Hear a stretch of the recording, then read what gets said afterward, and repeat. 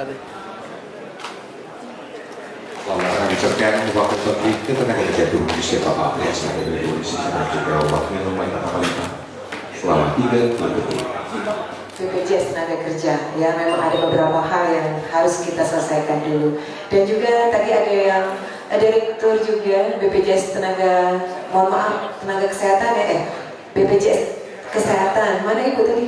Oh iya Ibu, walaupun dari Kota Palembang sendiri sudah banyak yang kita coba lakukan, mulai dari memberikan pelatihan, bantuan modal usaha, pendampingan ya, dan juga terkait masalah peralatan-peralatan, bantuan yang kita sudah berikan. Tapi mudah-mudahan harapan kami dengan hadirnya Pak Wamen akan ada solusi-solusi yang lebih berarti sehingga bisa menjadikan percepatan kita untuk menyelesaikan masalah tenaga kerja yang memang masih cukup tinggi tingkat penganggurannya di Kota Palembang.